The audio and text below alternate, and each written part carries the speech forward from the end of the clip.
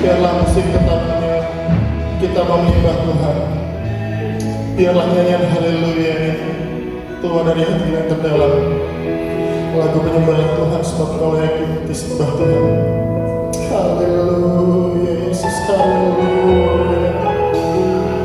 Engkau baik Tuhan, Engkau baik. Haleluya. Haleluya Yesus.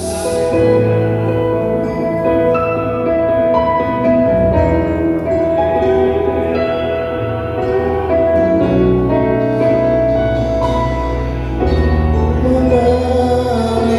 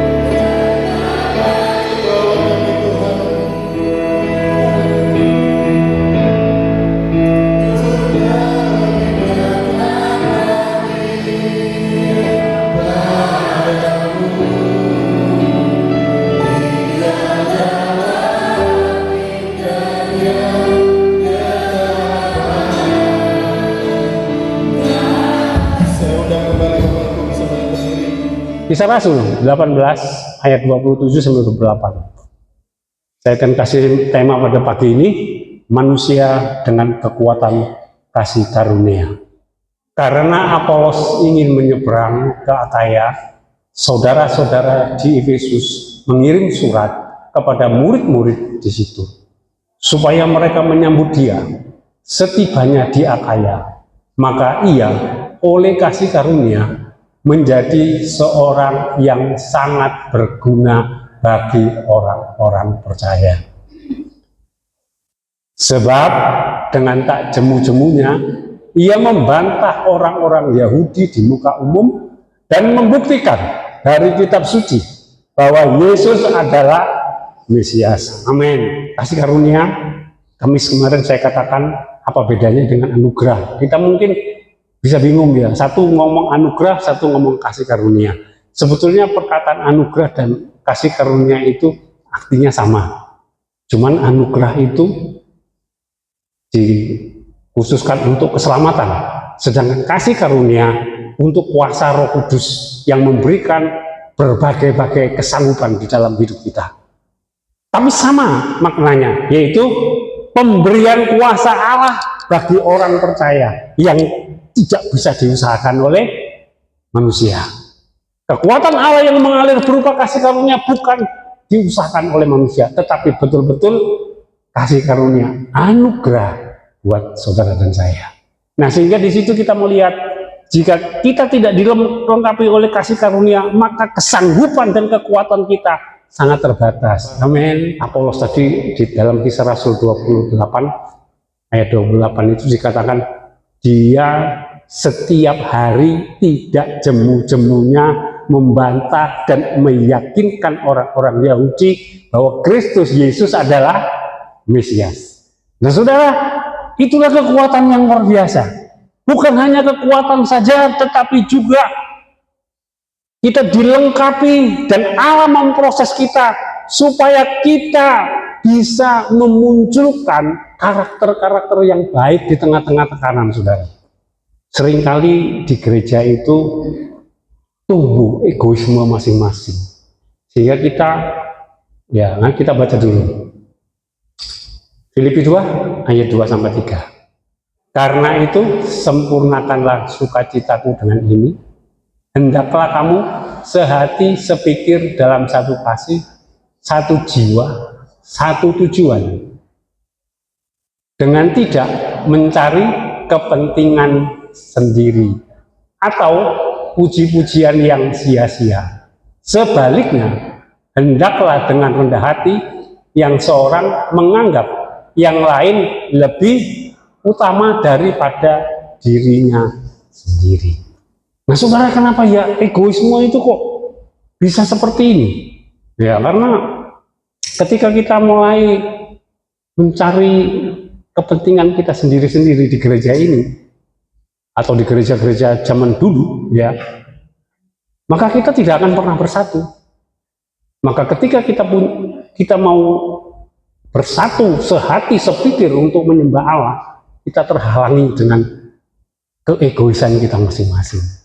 Yang kedua, popularisme. Popularisme ini juga hal-hal yang remeh sebetulnya.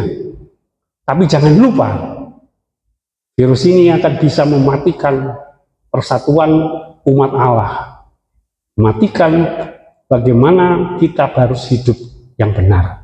Karena popularisme ini, virus ini akan tumbuh subur ketika masing-masing motivasi melayaninya mulai tercemar untuk mencari pujian. Saya tanya saudara-saudara itu senang dipuji apa dinyek? Saudara pasti senengan dilem ya daripada dinyek ya. Dinyek itu sakit. Tapi dipuji, nah kita suka. Popularisme ini mulai berbahaya ketika mulai memecah keadaan, sehingga ada yang mengatakan aku golongan Kefas. Kalau saudara perhatikan di gereja Korintus ini yang besar ini, aku golongan Kefas, maksudnya Petrus. Yang satu, aku golongan Paulus. Satunya lagi, aku golongan Apolos. Maka rame pada waktu gereja itu mulai masalah internal yang pecah.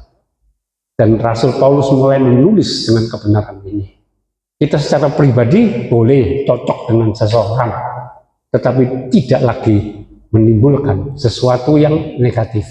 Mereka itu cocok sama Rasul Petrus boleh, tapi mereka mulai membanding-bandingkan mana yang terbaik, Rasul Petrus atau Paulus atau Apolos. Nah, ini yang salah. Karena apa? Semua orang memiliki kekuatan masing-masing dan memiliki kelemahan masing-masing.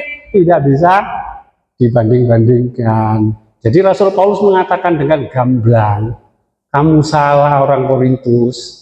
Kami ini cuma menanam, perumpamaan ya. Yang satunya menyiram, yang satunya mungkin membersihkan rumput, ya. Tapi itu kami sama. Kami mendapat upah di hadapan Allah. Tetapi kamu adalah milik Allah, bukan milik seseorang. Nah, itu ya.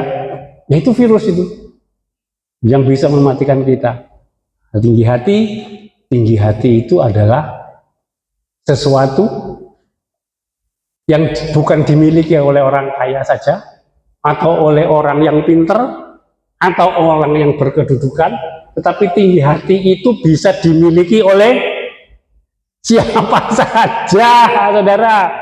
Karena manusia itu sudah terjerat dengan dosa di dalam hidupnya, sehingga tinggi hati itu sudah rasanya apa ya, sudah menggejala kayaknya, daripada kalau kita rendah hati.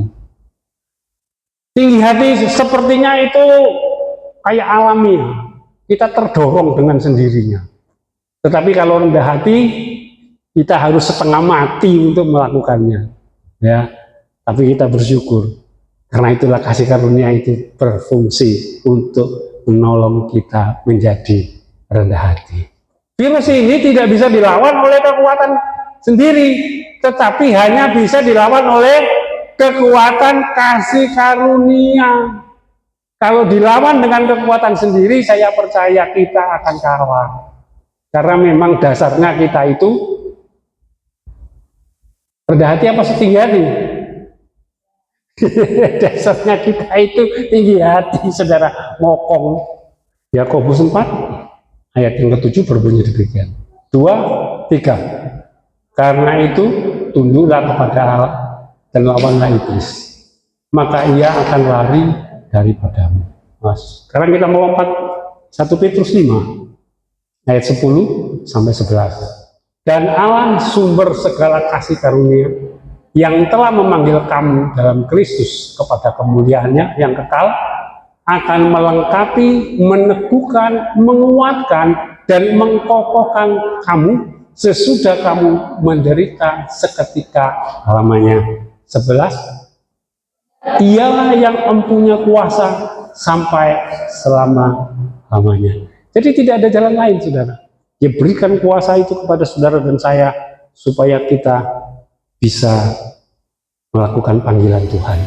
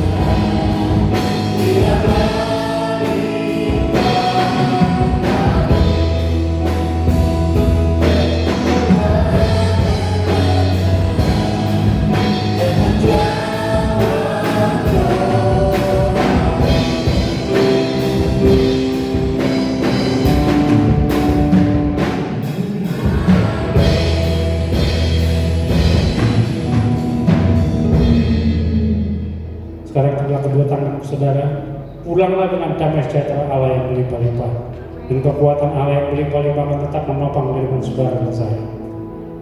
Dan berkat-berkat jasmani yang berlimpah-limpah akan memelihara kehidupan saudara dan saya mulai hari ini sampai Maranatha. Semua ini kami terima dalam persekutuan dengan Allah Bapa dan Putranya yang tunggal, Yesus Kristus Tuhan kita, dan Roh Kudus menjamin saudara dan saya akan menikmati setiap janji-janji Allah. Di dalam nama Tuhan Yesus Kristus yang percaya boleh katakan, Amin.